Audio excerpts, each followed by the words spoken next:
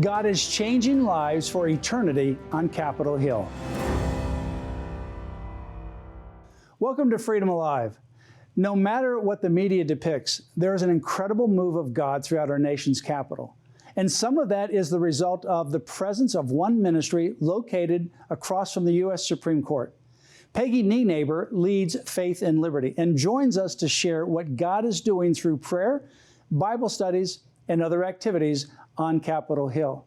I can't wait to share this interview with Peggy Nienaber. She has been on Capitol Hill for over 3 decades, and she is the Senior Vice President of Faith and Liberty Ministry, a ministry that is having an incredible impact on the nation in Washington, D.C. But first, Liberty Counsel's Freedom Alert is next. America was founded on faith. As America nears the 250th anniversary of its founding, President Donald Trump wants the nation to recognize its dependence on God. He's launched America Prays, an initiative emphasizing the enduring role of faith in the country's identity. He described America Prays as an invitation for all to unite in prayer for the nation's strength, peace, and prosperity. During his second term, President Trump established the White House Faith Office, Task Force on Anti-Christian Bias, and Religious Liberty Commission. If a country doesn't have religion, doesn't have faith, doesn't have God, it's going to be very hard to be a good country, said President Trump. White House cabinet meetings begin with prayer, and the president is urging Americans to extend that practice nationwide and form prayer groups and participate in online prayer communities.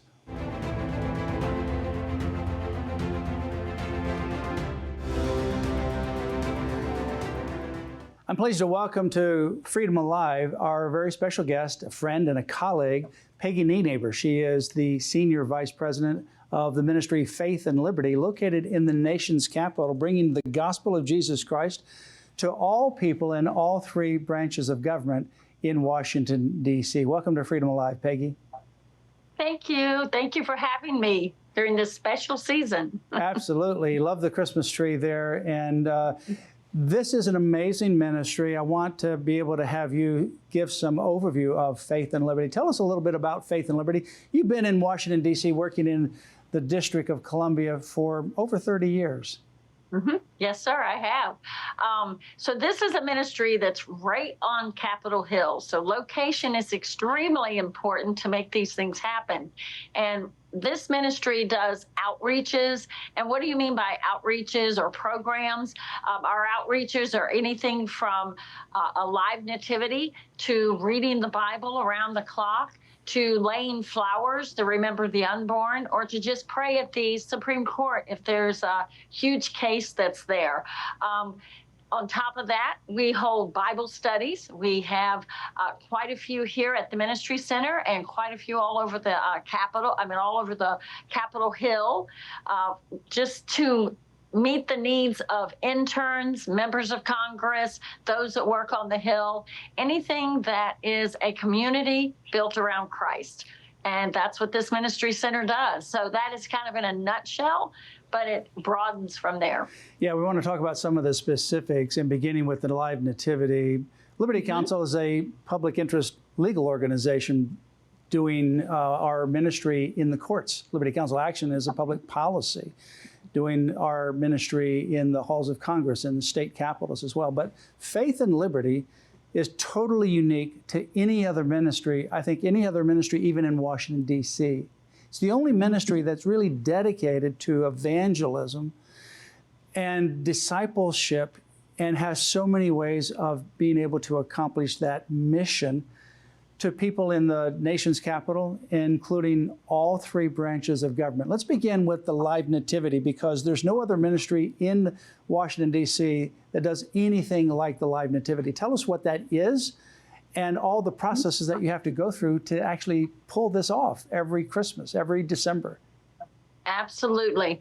And the reason we do the live nativity, one is the media is our pulpit. The people that show up, that's our pulpit. That we want a way to show the reason for the season. It's not the exact date and or time, and it's probably not as perfect as it was when Christ was born, but it's close enough to make people realize and ask the question. So our live nativity this year, we will have 47 volunteers helping us portraying the birth of Christ.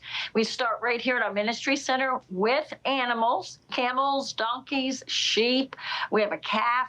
We have all kinds of different animals and people that play townspeople. They play the kings. They play the shepherds. And we have sheep for the shepherds. And we have a live baby every year. We've had baby dolls in the past, but mostly we have live baby dolls to portray that live nativity from the beginning to the end. We walk around to the front of the Supreme Court. We're there. We read the Bible. We read the birth of Jesus Christ. We have quite a few pastors and leaders, Christian leaders, that help us do that.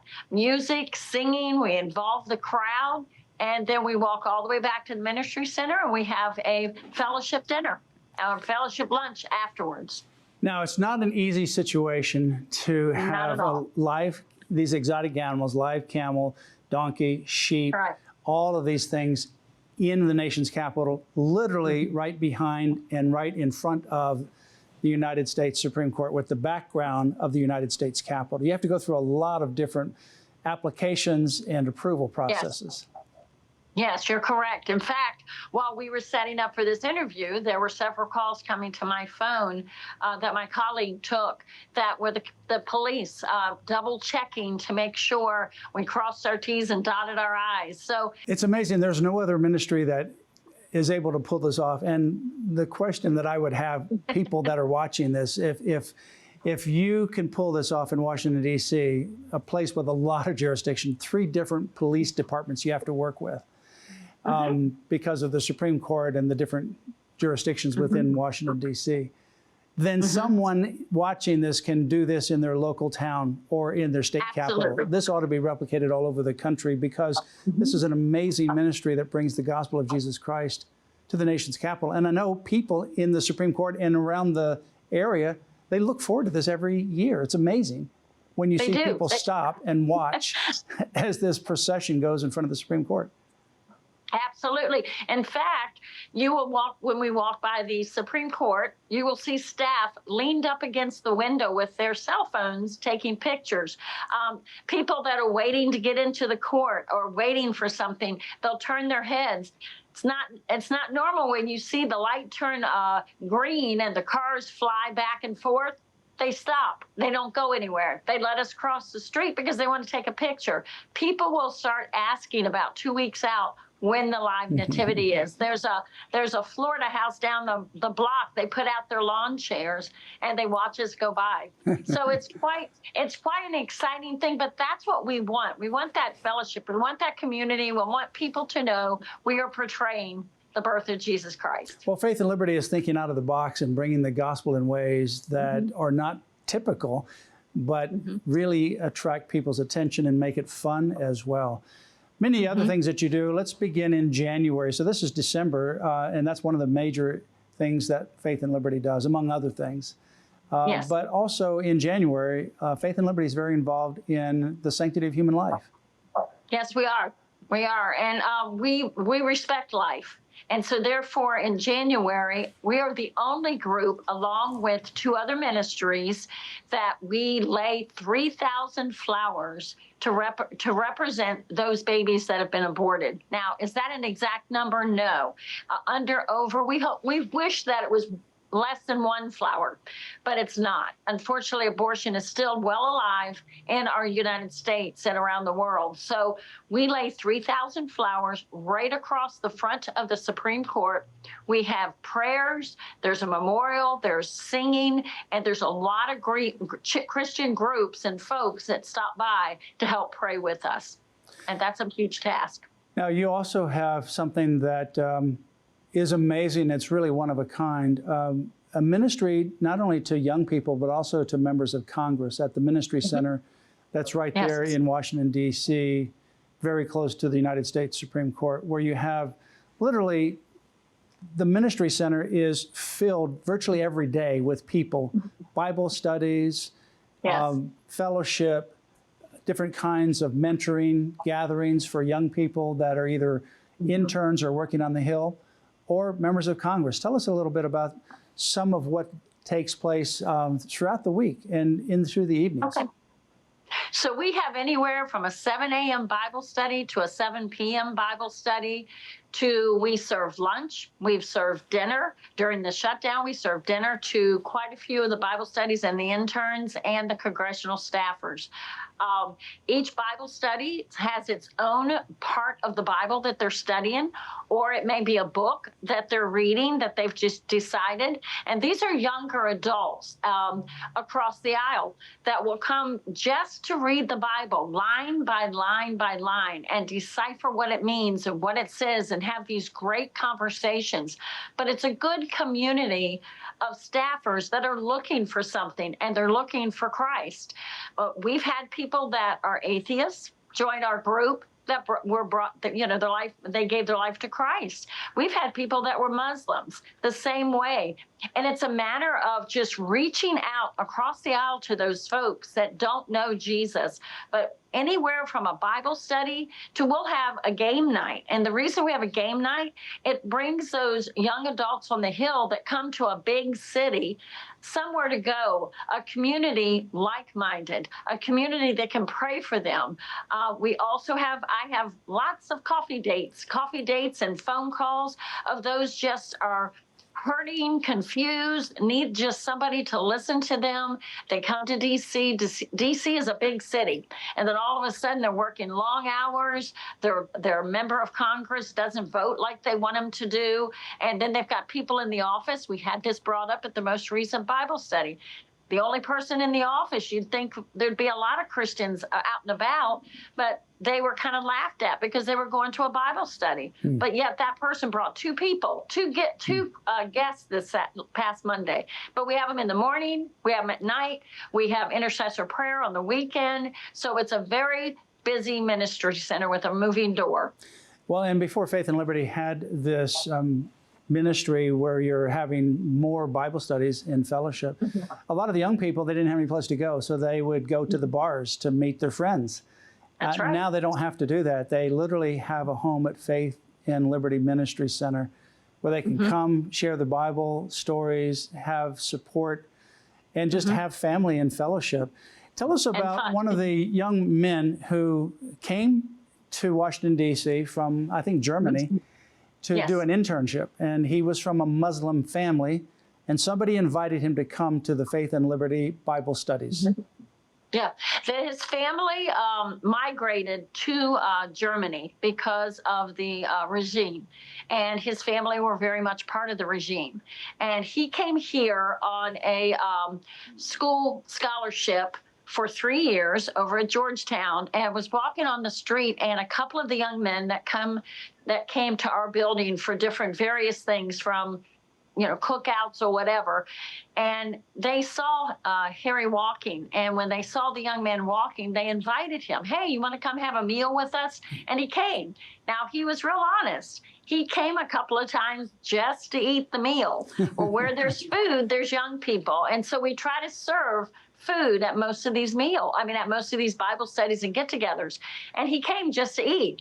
Well, not only did he get filled in his stomach, he got filled in his heart. And over many Bible studies, he all of a sudden just started getting really interested and curious and asking questions. And to make a long story short, he ended up giving his life to Christ. Now, that young man knew by giving his life to Christ that his family would disown him. Not only did they disown him, they asked him not to come around because they knew that he would be murdered. And so Harry's on his own. He does his own thing. He's back finishing up his school in Germany, very much still involved in the Christian lifestyle. But Harry is also the person that when he took a challenge about reading the Bible at the Bible reading marathon, he didn't read for 15 minutes like everybody else. He read for 5 hours. Yeah, I want to talk to him about that. So let's set up the Bible reading marathon and then go back to his amazing 5-hour reading of the Bible in the middle of the night. So the Bible reading marathon, there's several different Bible events that Faith and Liberty is a part of. Tell us about what they do. I know one of them is a 90-hour reading of the Bible from Genesis to Revelation. Straight, and we don't stop. So that's been going on for about 35 years. I think it's 35, 36 years on the Hill. That Bible marathon was started by just somebody making a bet to somebody else, saying, I bet you can't read the Bible from the beginning to the end standing on the steps of the Capitol. And that woman did it. We took it over after about 2 years of her reading it by herself and 2 other pastors. We took it over. We will have over 625 readers. We are the only group that reads the Bible on the steps of the U.S. Capitol, right where your president is sworn into office. There's a plaza right there, steps, and we set it up on a Saturday and start reading. And people will sign up for 15-minute slots completely through the night and day, rain or shine. We read. And so you literally go for, it takes about 90 hours to begin in Genesis and end in Revelation. And this usually takes place in May. It takes place at the end of April, beginning of May. So we try to do it so it leads up to the National Day of Prayer, which is usually the first Thursday in May. So then you'll start typically on that Saturday, 90 hours, and it goes nonstop. It doesn't matter what the weather is, whether it's rain, doesn't matter, whether it's sun. We've had pouring down rain to the point that your umbrellas it doesn't matter to have an umbrella. Well, you even have a Bible, Peggy, that is designed just for the rain, that has each page laminated. So in case of really bad rain, you use that Bible and read from it. But you also have like many translations for people to read in various languages. 124 Bibles, and we do usually have about a little over 30 groups of different languages reading the Bible, and it can be anything from Mandarin to Chinese. It is just the neatest thing to see that, and people stop. They ask to read, and we just try to fill them in a slot that's right there. But while that's on the outside, Matt, there's one on the inside of the Capitol. So that's outside on the plaza. On the inside, in the chaplain's office, we have congressional members reading nonstop for 6 hours. And that's at a different time. That's usually during that week, but it's usually on a Wednesday. Or Tuesday or Wednesday, depending on votes. And so in between votes, they run into the chaplain's office and jump in line and read.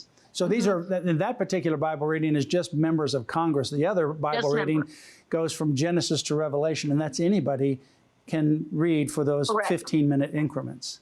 Correct. And we've been asked to be part of the America 250 this year. So our Reverend Greg Cox will be reading, and I'll be part of also that event. So America 250 is going to have a Bible reading marathon for 7 days. It won't be around the clock, but it doesn't matter. It'll be a marathon of 12 hours each day of the Bible, certain chapters and such. But we have that. Then we turn into congressional leaders, and then we turn into the Bible reading marathon. So, and this is the one where this young man who gave his life to the Lord read for 5 hours. I think he started at 10 o'clock at night or something to that effect? He had signed up for around 10:30, 11 o'clock at night, and I happened to be out there checking before I headed back to the building, checking, and a church had bailed. They had sick people, and it just couldn't come.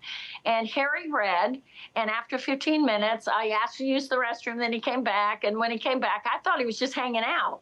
And he said, I heard you don't have anyone to read throughout the night. I said, we don't. He goes, I'll do it. I thought he meant 30 minutes or something like that. And he read the entire 5 hours. And I said, you read that long, I will get you a taxi cab home. And he sure did. He read the whole time. And so he calls me at like 4 a.m. in the morning or whatever it was. And I got a cab for him to get him home. And he sure did. And it wasn't long after that he then went back to Germany That's this was correct. one of the last things that he did in the nation's capital. So this is just the amazing impact that this ministry has. And when I try to explain it to people, it's really hard to explain because there's nothing like it. And it has such an incredible impact to share the gospel in so many ways. Live nativity, praying in front of the Supreme Court, laying the 3,000 roses, the Bible reading marathons, the different kinds of ministry, Bible studies and fellowship and events for young people and members of Capitol Hill as well. I know that you also have, since you're right there at the United States Supreme Court, right behind the U.S. Supreme Court, you have a lot of opportunity to go out in front of the Supreme Court and to pray for the cases. And you were there during the Dobbs decision when that came down in 2022. Tell us about that. Absolutely. I was there yesterday as well with an argument.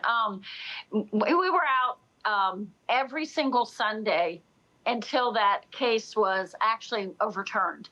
And we were there every single Sunday. But the last 3 Sundays, this is unusual for this to happen, no matter what's going on. But we were in front of the court praying, and it had been raining. And not only did one rainbow show, but it was a double rainbow. And everybody's going, oh my gosh, it's a great rainbow. But the very next Sunday, we were praying, and it was raining again. And we had another double rainbow. The 3rd Sunday in a row, the week before everything went down, we had the 3rd double rainbow. We knew right then and there that God was going to actually help make this decision the direction it needed to go. The court filled up with thousands, and I'm talking well over 10,000 plus people around the court. Fences were put up, big, tall, 10-foot fences were put up.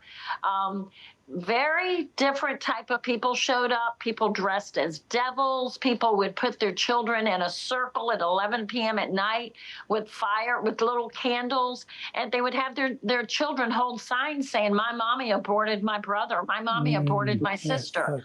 And would sit them right there. There was a lot of awkward dancing going on, just a lot of really devilish ways, which this town used to be known for. And it was just a lot of crazy, filthy mouth, filthy signs, a lot of just different types of people, very unsafe around the court. But the fences were put up. There were 3 levels of fences. People would chain themselves to the fences as well. And when that happens, you just don't go out and unchain them and arrest them. They have to go through a whole process that takes almost 3 to 4 hours to get a person unchained from a fence. Wow. So it was quite busy. Well, thank you for your ministry and for praying and being there with that historic event where the Dobbs decision overturned the abortion cases of Roe versus Wade and Planned Parenthood versus Casey. I know some of the other things that Faith and Liberty does is you honor the law enforcement and first responders every year. And they keep us safe. Our nativity tomorrow, we've already had, like I said, 3 phone calls today, just verifying everything that we're doing. There's 3 jurisdictions in D.C. The one closest to us that helps us out is the Capitol Hill police officers. And so we honor them, all of them, but we usually have a chosen few that come from the chief of police. And it's not just the chief of police, but it's the chief of police, the assistant, and all the different levels underneath. The sergeant at arms on the House and the Senate side, there's 2. They also help us honor the architect of the Capitol. We have a lot of prominent people at that particular ceremony. And it's just to pay back, just letting them know and thanking them for keeping us safe here on Capitol Hill. We all see what's on the news sometimes, and we have to be able to thank those that keep us safe every single day. And we pray with them. If they need us to pray, we walk around talking with them. If they need prayer, some have showed up at our Bible study. During COVID, when we had Bible studies at the building, we had a lot of law officers, a lot of National Guard that actually showed up at our building. But in return, we honored them. But we also give them Bibles. Peggy, there's so much that we can go over.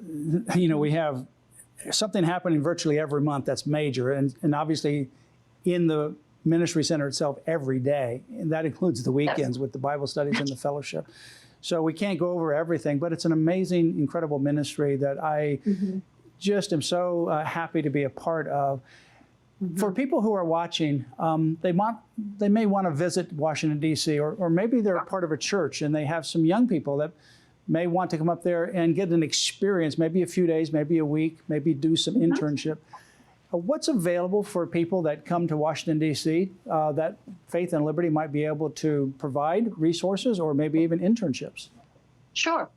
We've had everything from a week internship to 2 weeks to somebody that's come for 3 months. And part of that is shadowing myself and the other staff that work here. And that would be going out, doing the different things that we do, helping us with our events, praying with us in front of the court. But not only if you got an internship on Capitol Hill, a lot of the members, including the White House, have internships that are usually about 3 months long. What I do when those folks come is not only mentor them or help them come to a big city and see what changes are here, but what not to get into and what to do and where to go, and to get them involved in a church and a community. That's the big thing. When you have a community, Christ-led community, you can lean on each other, especially through the hard times.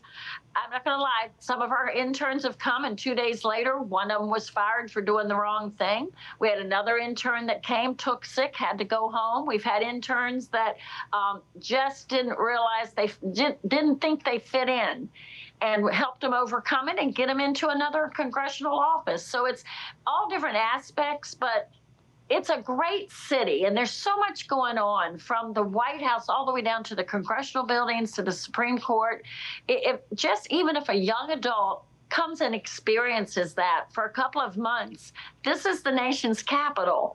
And to do that here, but also to know that God is in this capital and surrounding it, it makes it even better. Well, especially with America 250 in 2026, for those that are going to Washington, D.C., I encourage you to go to Faith and Liberty's website, faithandlibertydc.org. That's faithandlibertydc.org. And connect with Peggy Nienaber and the staff at Faith and Liberty. Peggy, thank you so much for your ministry and for your calling there in the nation's capital. Thank you for joining us on Freedom Alive. Thank you, Matt, for having me. Amazing ministry, Faith and Liberty, none like it anywhere in the country, and certainly none like it in Washington, D.C., filling an incredible need. It's an evangelistic ministry to all three branches of the government, to the executive, the legislative, and to the judicial branch as well, and to all people that come to the nation's capital. If you're ever in the nation's capital, I know Peggy and the team there would love to greet you and to show you around Washington, D.C. It's an amazing place where so many things happen. But at the same time, where it's the center of power, political power in our country, it's also a place where there's a lot of spiritual warfare. And that's why Faith and Liberty fills such an incredible need at such a time as this. Bringing the gospel of Jesus Christ in a nonpartisan way to people of all different perspectives that work in Washington, D.C., or that visit the nation's capital. Well, in closing, remember Galatians 5, verse 1, which says, "It was for freedom that Christ set us free. Therefore, keep standing firm and do not be subject again to a yoke of slavery." Our freedom is a gift from our Creator. We must never forget that and always protect it. So join us here next time, where you will hear victories as well as ways you can stand up for your priceless freedom. Join us again for Freedom Alive.